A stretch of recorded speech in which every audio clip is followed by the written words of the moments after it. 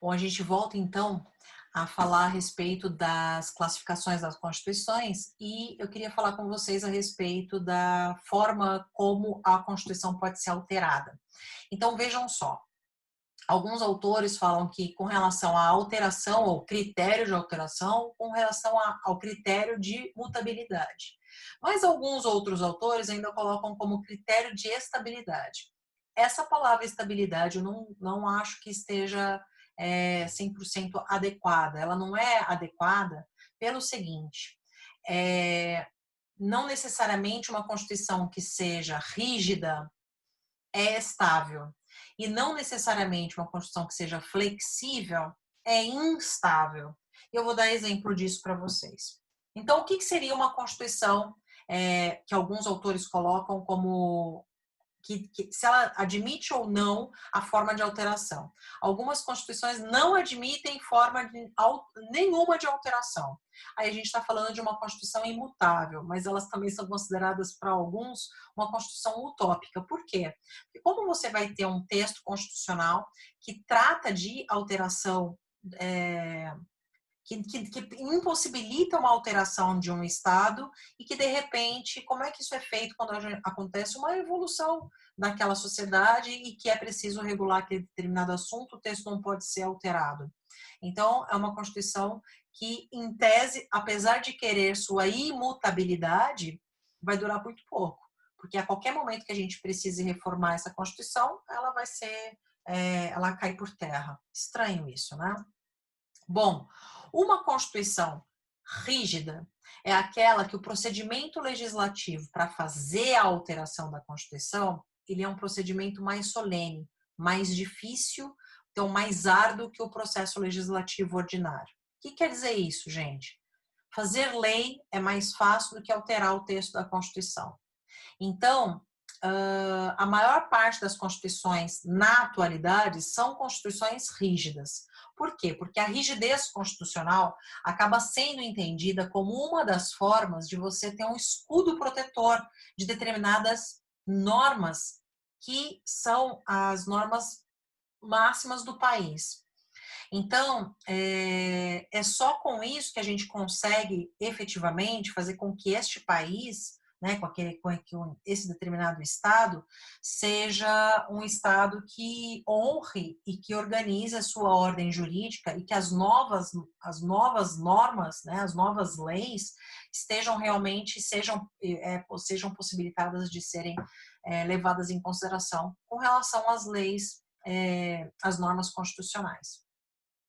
Então, olha só, uma Constituição rígida é aquela que o procedimento para fazer uma alteração constitucional é mais dificultoso do que o procedimento para alterar uma lei. Tudo bem? Bom, é muito importante também que a gente saiba que não necessariamente uma Constituição rígida é uma Constituição que dure muito tempo. Veja que no nosso país, todas as nossas constituições republicanas eram constituições rígidas. E nós já tivemos constituição que durou 3 anos, né? Nós tivemos constituições que duraram 9 anos, né? A nossa Constituição de 88, por incrível que pareça, é uma das que mais durou ao longo do tempo, né? Junto com a nossa Constituição da Primeira República ali. Então, é muito importante que a gente saiba e que vocês levem isso em consideração. Constituição rígida é aquela que o procedimento para execução da alteração, de realização de emenda da Constituição, é um procedimento mais difícil do que fazer uma lei. Uma Constituição flexível, ela significa o quê? Exatamente o contrário. A flexível, ela fala que o procedimento para fazer a Constituição é tanto simples quanto para fazer uma alteração normativa de uma lei, tá bem? Então, uma Constituição flexível é aquela que não precisa de muito grandes solenidades ali, grandes solenidades para conseguir fazer uma alteração. Agora, vejam só, pessoal, a Constituição semirrígida, são poucas as Constituições semirrígidas que existem no mundo. No Brasil, a gente só teve a Constituição Imperial. O que ela falava? Ela falava o seguinte: qualquer norma que diga respeito ao Estado, o procedimento para alterar é mais dificultoso. Agora, se a gente tiver outras normas que não digam respeito ao Estado, que, por exemplo, falem a respeito da educação, do processo civil, da família, que é civil, de qualquer coisa que diga respeito, sei lá, aos navios, à frota naval, não está dizendo respeito especificamente ao Estado, ou alguma coisa do gênero ali, do comércio, atos de comércio, direito comercial que tinha na Constituição Imperial, não está dizendo respeito de Estado, não está organizando os procedimentos para a regulação estatal, para como é que o Estado funciona. Então, essas normas, que não são materialmente constitucionais, mas estão dentro da Constituição, essas normas, o procedimento legislativo para alterá-las era mais simples. Então, vejam, a parte difícil de alterar é a parte materialmente constitucional. A parte mais fácil ou menos solene de alteração é a parte relacionada a outras matérias, civil, trabalhista, penal, tá? Que não são direito constitucional. Bom, então vejam só que aquela primeira que eu falei para vocês, aquela primeira questão com relação à estabilidade que eu falei para vocês, justamente é uma coisa que é estranha, porque uma Constituição rígida pode ser instável e uma Constituição flexível pode ser estável. Então, isso é uma coisa meio que...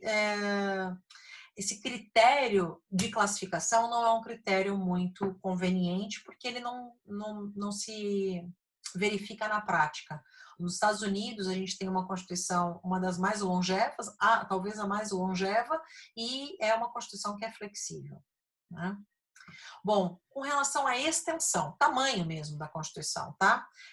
A gente vai falar que a Constituição ou ela é principiológica ou ela é analítica. O que é uma Constituição principiológica? Vejam só, é uma Constituição concisa, sintética, sucinta, sumária. É uma Constituição rápida. A Constituição dos Estados Unidos é uma Constituição que tem 7 artigos, né? Claro, tem os subtópicos dos artigos, mas é uma Constituição muito pontual. Já uma Constituição analítica, ela é considerada uma Constituição longa, né? Uma Constituição prolixa, preceitual ou regulamentar. Por quê? Porque ela regulamenta um monte de coisa. Então, como ela quer que como o texto constitucional tem vários assuntos que foram inseridos lá dentro, essa Constituição acaba sendo uma Constituição um pouco que se alonga mais, né? Mais normativa mesmo. Normativa eu não digo, até porque às vezes não tem força normativa, mas é que tem muitas normas, muitos preceitos, e por isso chama preceitual. Bom, com relação à função que ela pretende desempenhar ou desempenha, tá? A gente vai ter essa Constituição como uma Constituição garantia, chamada Constituição quadro, ou como uma Constituição dirigente, a chamada Constituição programática.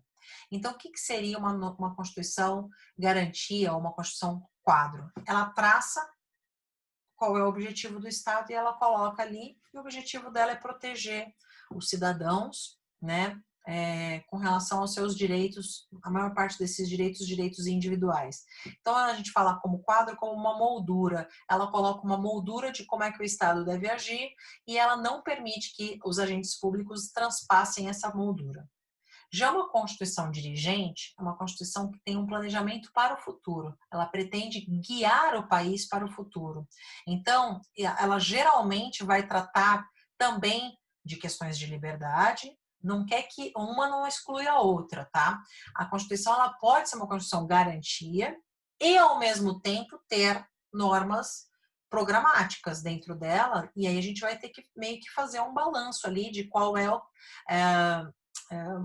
a maior parte dela. Ela é mais garantia, ela é mais ou ela é mais programática. Isso é uma coisa a se verificar, tá bom?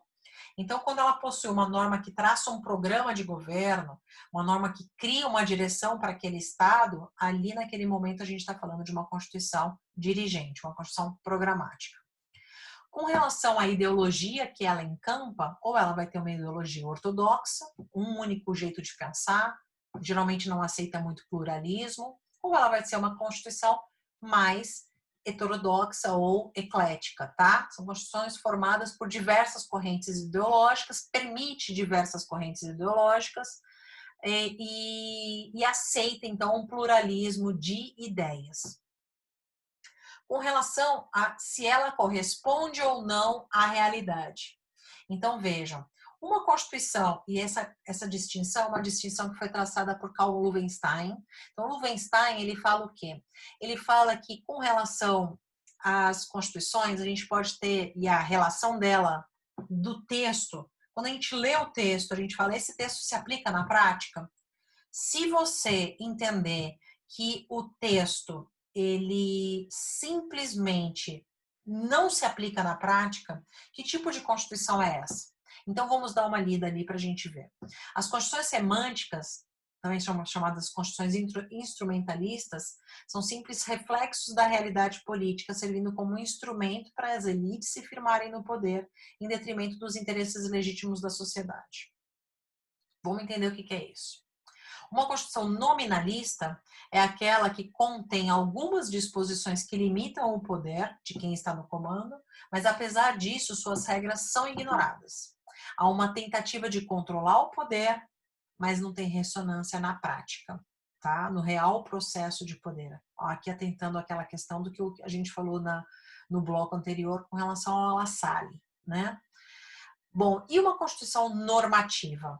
Uma Constituição normativa é uma Constituição que efetivamente, quando você lê o seu texto, a gente percebe que o processo político do Estado e os atores políticos cumprem o texto, executam o texto.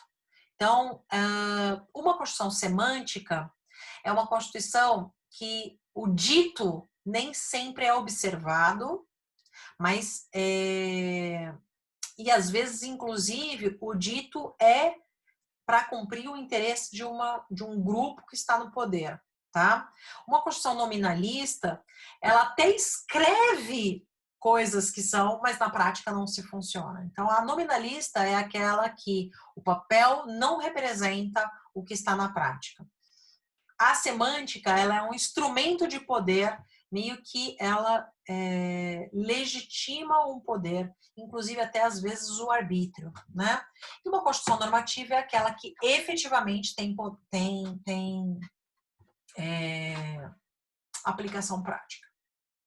Bom, então com relação à nossa Constituição e a classificação da nossa Constituição, o texto de 88, a gente fala que ele é um texto escrito, ele é um texto codificado, ele é um texto democrático, portanto promulgado, ele é um texto dogmático, porque ele foi colocado em um determinado momento, ele é considerado rígido, para alguns super rígido pelo fato de ter cláusula pétrea, é uma Constituição prolixa, ou seja, uma Constituição comprida, né? Uma Constituição longa, analítica, né?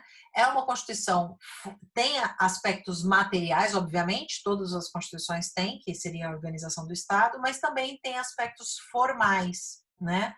Então, tem normas ali dentro que não são necessariamente normas constitucionais no sentido material da palavra.